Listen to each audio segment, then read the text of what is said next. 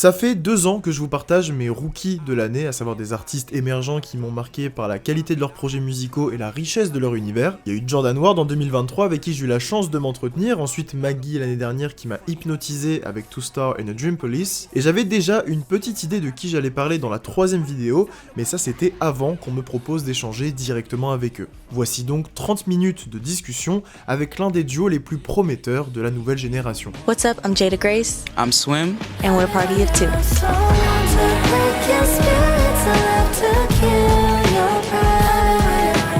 How you doing, guys?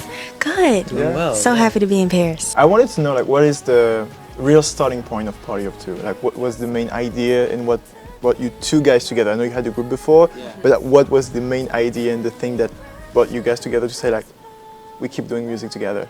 Yeah, I think just both of our shared love for it and passion.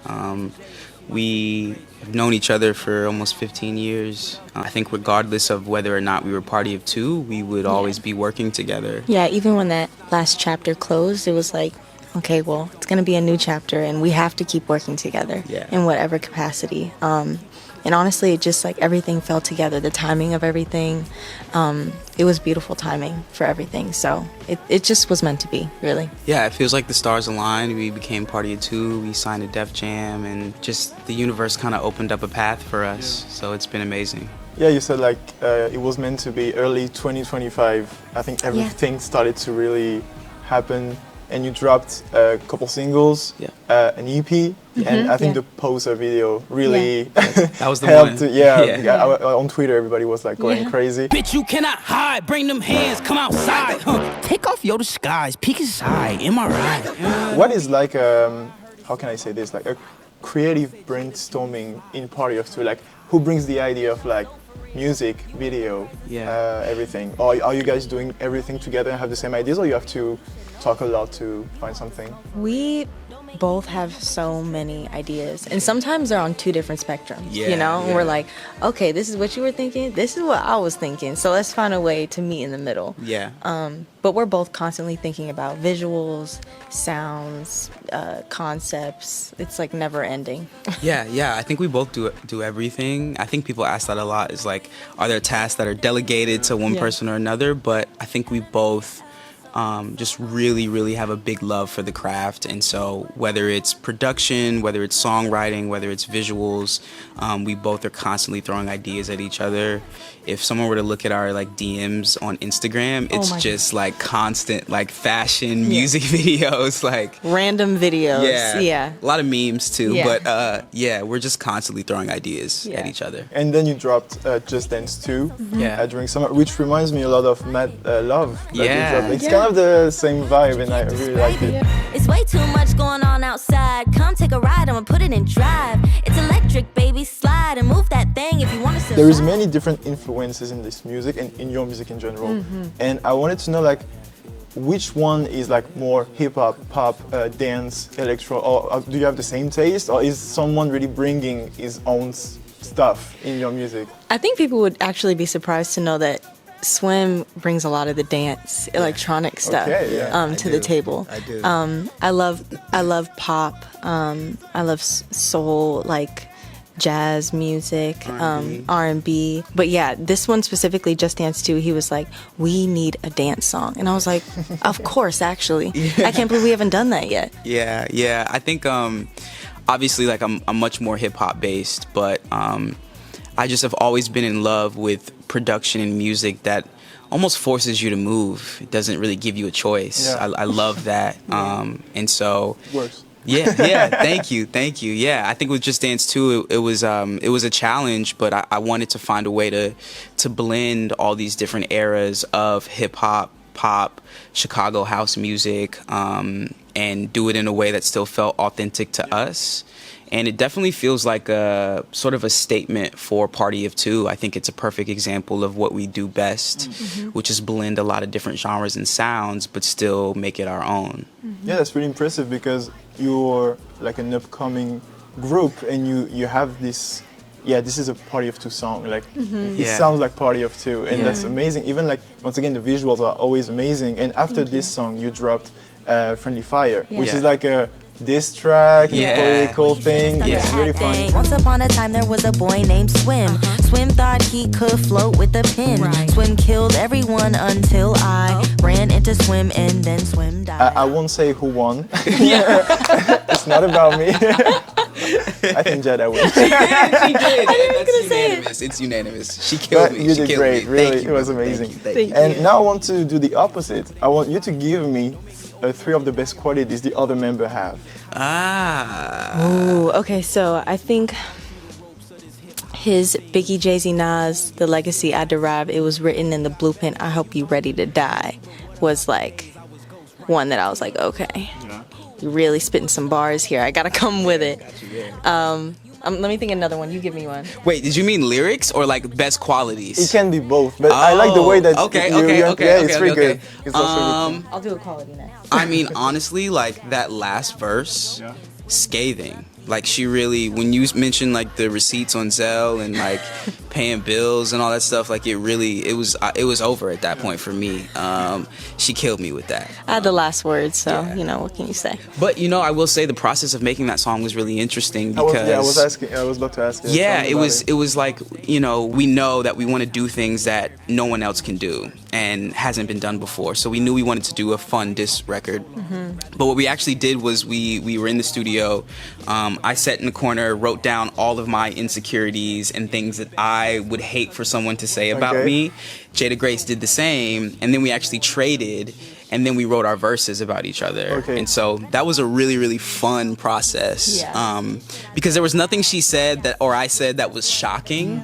We kind of gave each other the ammo. Yeah. But it was a really fun way to make that record. Because like for one sure. was in the booth recording and the other was like Yeah. listening. Like, no way. yeah, it was Yeah. fun. It was Yeah, really, it was really fun. fun. That's great. Yeah, Do you have like a general quality about each other, like something in life or? As far as creatively, I think Swim's taste is impeccable. He's always bringing me new music, new sounds. And yeah, I'll say sometimes I look at him like he's a little crazy. But That's true. he always has a vision. And so I trust his taste. And he's low-key a genius. So I would say his taste. And personally, he's very determined. And stubborn in a good way. Like, he won't let go of something. He'll be like, no, we're gonna make it happen. I'm not letting go of it. And I'll be like, just leave it alone. Like, let's just move on. But he's very determined and driven. So I would say that about Swim. Yeah, I think for Jada Grace, I think you've been in the industry for so long, and she's so on point. Keeps me on my toes, and extremely just gifted.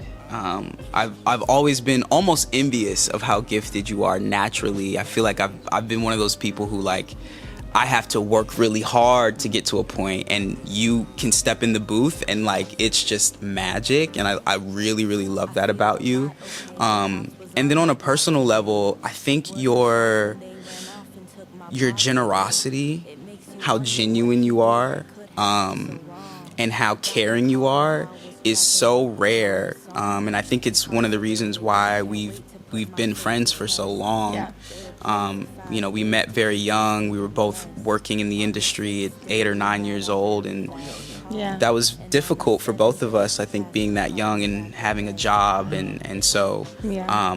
the connection that we made at that age, just from a genuine love standpoint, Yeah. and seeing each other, was just amazing. So I think your genuineness and your generosity is rare, very rare, for sure. Thanks, dude. Wow, Yeah. we need a song about that. Yeah. we do. Yeah, diss track, and then we'll like Yeah. show love for each other. Actually, yeah. This track, yeah. Yeah, and you're dropping an album in like the 17th of October, like in less than a month. Yeah. Are you excited?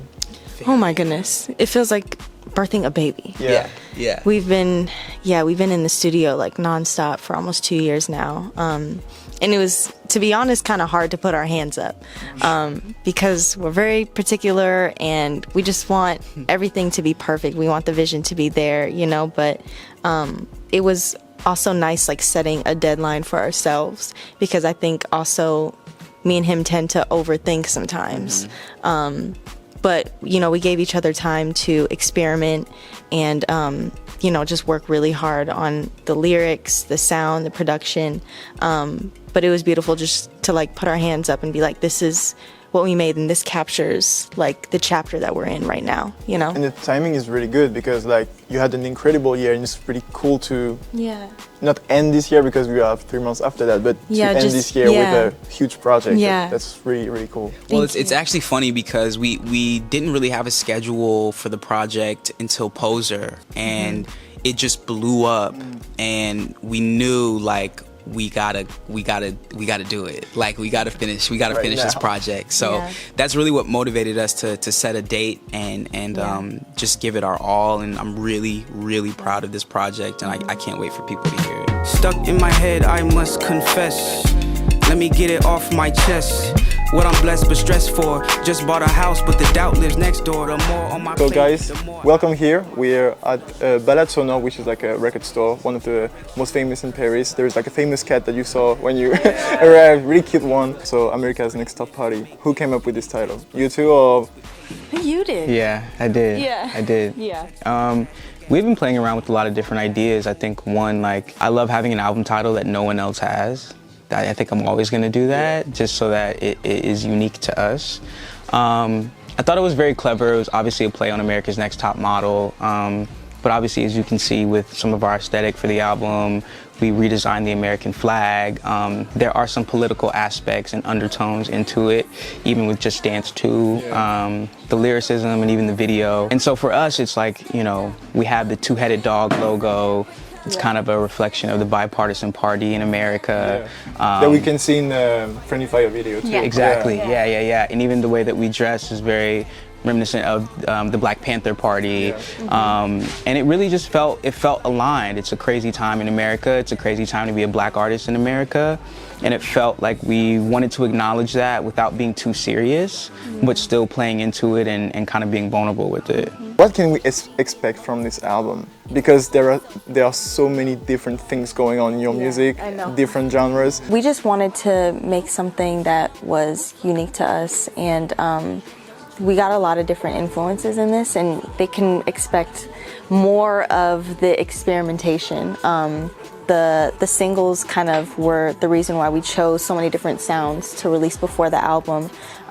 You know, from Poser to Friendly Fire and Just Dance 2. We kind of wanted to keep everybody on their toes, so it's unpredictable. Nobody knows what's next. Like. And it's more of that. It's more of that. The album is full of, there are no two songs that sound the same, and you're not going to know what to expect next. But I think it's vulnerable, it's experimental. And you know, it's our first album as Party of Two, so it's really us exploring our sound, finding our identity within the music. But it's a fun ride. I will say, like, everything is kind of rooted in hip hop and R&B. And even with the singles that you've seen, you know, we might explore rock, we might explore house, but all of that will have these elements of hip hop and R&B. We try to bring ourselves into the genre instead of bringing the genre to us, if that makes any sense. Yeah, it makes sense. I talked to an artist a couple weeks ago, and she defined her music as broken R&B. Like it's something more. It's really like there is some R&B, but it's broken. Like everything is all the way. And I think it worked with your music, not with R&B specifically, but I think your genre can be like a broken something. Like Absolutely. We put everything in the music, and that's really impressive. So if you wanna go over there. I already see 2 albums. You can pick them up. Cherry Bomb. This one? Cherry Bomb. And shout out to Tyler. They got Brat over there. Oh! Literally 2 inspirations. So yeah, Tyler, you're performing at Camp Flog Gnaw. We are performing at Camp Flog Gnaw. That's crazy. This was definitely a dream of mine to always play at Camp Flog Gnaw. And I really love Cherry Bomb. I know that it's not his most popular album, and actually most people say it's his worst. I think even he says that. He said that too. But I love it so much because he was fearless in his experimentation. And I'm not sure if we would get the Tyler we have today if he didn't take a chance and do this. And so I think what this album helped me do is also embrace that every album is a journey. Every album can't be the Grammy winning whatever. It's about discovering yourself as an artist. And there's a specific record on here he has with Lil Wayne. I'm forgetting the name of it. With Wayne and Ye, right? Exactly. Yeah, I'm forgetting the name of it. Smuckers. Smuckers. Yeah, amazing one. I mean, I probably ran that His up rap a million verse times. Incredible. Against Incredible. Lil Wayne and Ye. Yeah. Like, okay. And the production, as weird and experimental as it is, I think it changed my life. So. And would you say that for your first album, there is a Cherry Bomb vibe in the way you construe it? Like, absolutely, absolutely. Like our album is a little messy in a good way. Our music is a little messy right now and experimental, and we're finding our sound. And so I would definitely say Cherry Bomb is one of the things that influenced this album. And we'll talk about Tyler. Like, what was your reaction when you learned you were performing at Camp Folk Now? I cried. Yeah, I cried. I mean, ever since we were kids, we've been looking up to Tyler visually, sonically, and you're from LA, right? Yeah, I'm from LA. I'm an LA baby. Yeah, it's been a dream of ours. So, how did you learn it? Actually, like, did he call you, or is it like just our manager? I wish he called me. I would have freaked out. No, but our manager called us. We were in the studio, and he called us, and we couldn't focus for the rest of the for the rest of the session. Like, we literally couldn't believe it. Yeah, we're counting down the days. Yeah, we started watching Flog Gnaw sets and like putting the set together. So I can't wait. Yeah, it's gonna be crazy. I can't wait. So Jada, you picked Brad, right? Yeah, and then I just had to grab this because, of course. Yeah. Classic. Brad, I totally forgot that, like, when this dropped, I was listening to it every day. I don't know, it just really stuck with me. She experimented so much on this album, and I feel like her sound choices were very unorthodox, and she wasn't afraid to kind of go out the box a little bit. Even with the way she uses her voice was really inspiring to me because, you know, when I was in the music industry as a younger, I was not doing a lot of that. You know, I was using my voice in the same way, just singing. I wasn't even rapping yet until we started our group. And so when I heard her kind of playing around with her voice, I was like, I really want to make sure on this album that we're using different tones and delivery. And yeah, it's one I spin back all the time. But it's experimental, but it's still like pop music. It's really like everybody can listen to it without being like, what the fuck is this? Yeah. So that's also something personal. Her melody choices, I mean, and even the writing. Dang, I wish I could open it, but she has one where it's a really vulnerable one, and she's sort of like maybe about Sophie.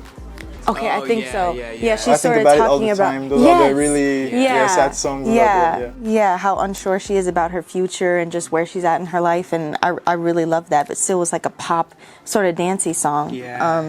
So yeah, love Brat. And then Bad. I mean, of course, yeah. Is it your favorite album from Michael Jackson? I can't say. I really can't. All of his albums are iconic, but I just remember my mom playing the music videos from this like nonstop. And do you want to tell them the Easter egg about the Easter Michael egg? Jackson and your mom? Yeah. It's insane. You have to tell them. My mom and Michael were like best friends. No way. Yeah, Michael walked my mom down the aisle. She was married to Berry Gordy, who discovered and signed Michael when he was really young.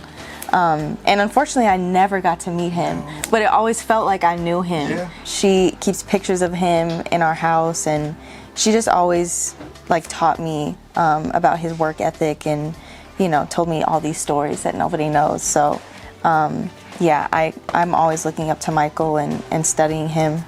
He's the greatest of all time. Greatest, the best. How old were you when you learned that Easter egg? I probably understood it at like 9 years old, which is like when he passed away. Yeah, actually. I didn't like appreciate that when I was younger. It was just Michael to you. It was just Michael, but now as I get older, I'm like, it's Michael fucking Jackson. Like, that's the crazy. first time I went to her house, I saw on her table, it was a photo of Michael walking her mom down the aisle. That's crazy. And I was like, this was like pre-AI, Yeah. so I knew, way. it had to be real. And I couldn't believe it. Biggie, Life After Death, man, it really changed my life. It's one of my favorite albums of all time. I think what I really love about Biggie, and particularly on this album, was his ability to still be himself but make commercial radio music, which at the time was a rarity.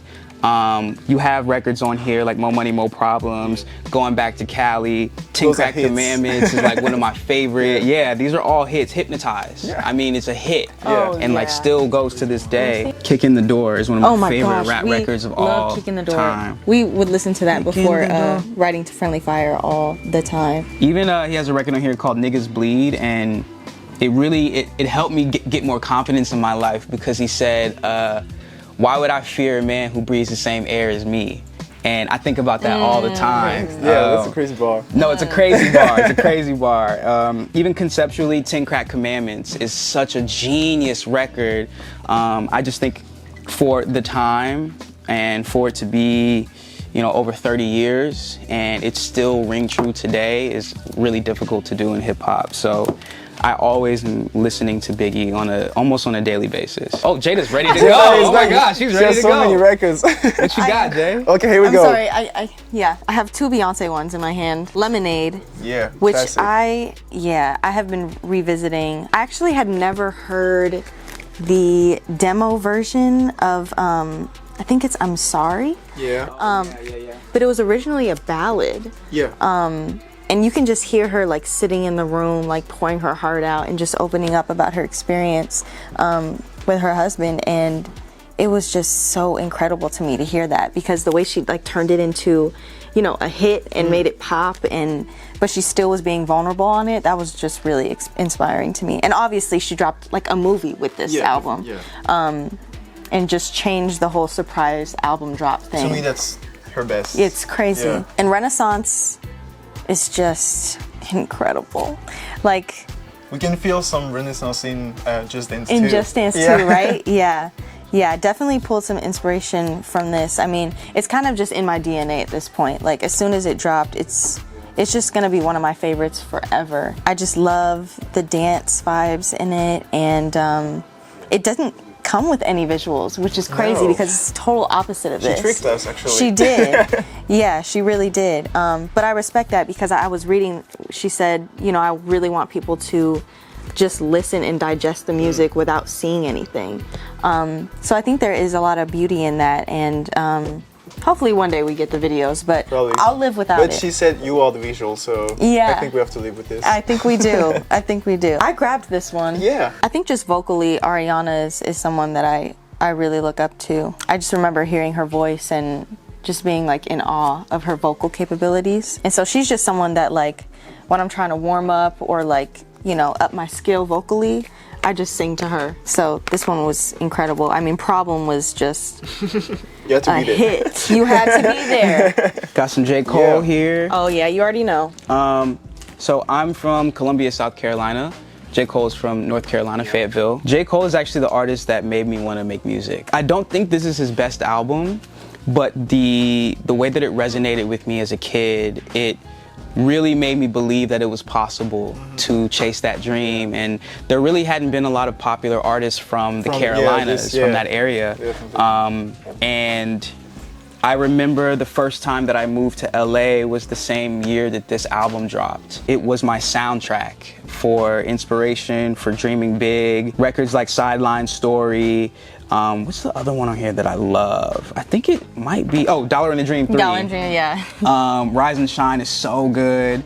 I just was so inspired by how big of a dreamer he was, and to even see how far he's been able to take it today is just insane. Dreamville, exactly. This album for sure changed my life, like, was no it like doubt. your soundtrack like in high school? Yeah, around that time. It's really like a high school album. It is, it totally is. It totally is. But I remember when I moved to LA, Workout was on the radio all the time. And I couldn't believe, being in LA, that there was an artist from North Carolina on the radio. And you know? even here in France, I remember like he was on the radio everywhere, and stuff, really, which was crazy at the time. Yeah. But J. Cole really influenced me early on. So shout out to Cole. Thank you for this album. What's your favorite album from Cole? 2014? I'll show you. Like this. I'll show you. Hold on. Damn. Oh, KOD. Okay. Oh my KOD. gosh. KOD. It's everything. It's everything. This one like introduced me to rap in a different way. Yeah, I feel like for me, I'm addicted to conceptual albums. Yeah. So anytime one of my favorite artists goes conceptual, that's probably going to be my favorite.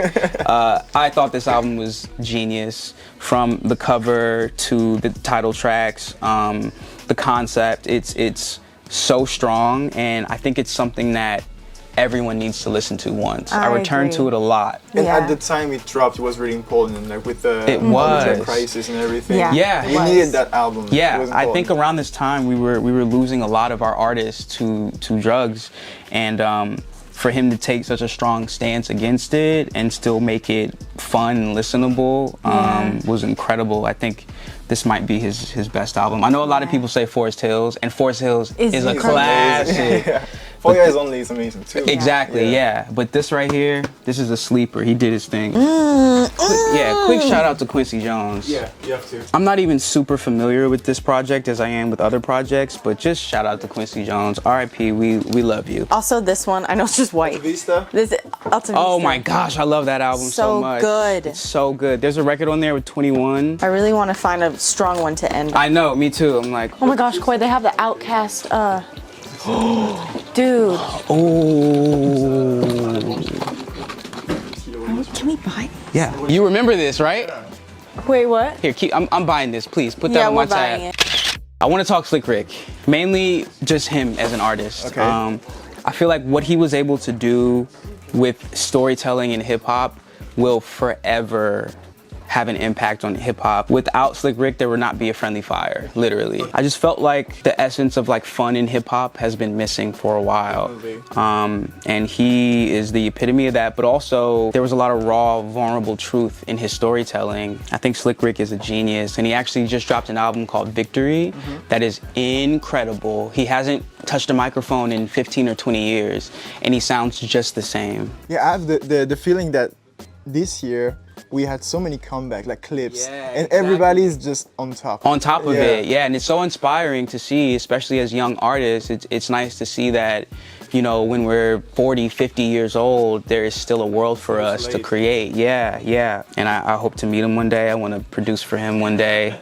Maybe we'll Sample get him. him. Yeah, maybe we'll get him on the next album. I don't know, but yeah, big shout out to Slick Rick. Look what I found. Oh wow. Oh well, there we go. Yeah, I mean.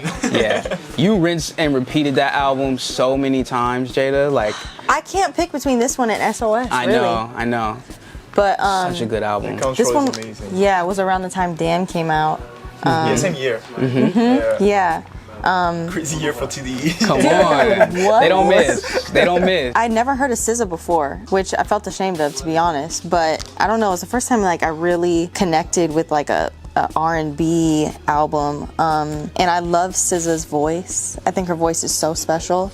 The first track, Supermodel, it's just like a guitar and vocals. And I love the way she writes. It's sort of like very unorthodox, you know? She's sort of like talking and freestyling. And you can really hear that. This is like a perfect album. Broken Clocks. I think my favorite is Garden, and there's Childish Gambino in the Garden. in the movie. The Weeknd, I mean, this is a perfect album to me. You're like 26, 25, right? 26, I mean, we're almost the same age when it dropped. And it was something. It was something, It was really something. And you have this one too, or is it like you put it on the... I just grabbed it because I just love her so much. But yeah, this is obviously a classic.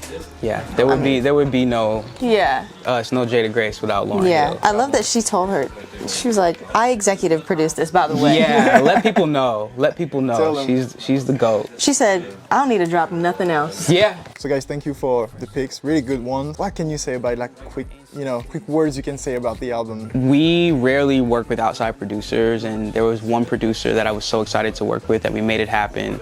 So the final single for our album is produced by Kaytranada. How did the connection happen? So when we signed to Def Jam, the president of Def Jam, his name is Tunji. Shout out to Tunji. Love you. And when we signed, he said, what do you want? And I said, Kaytranada.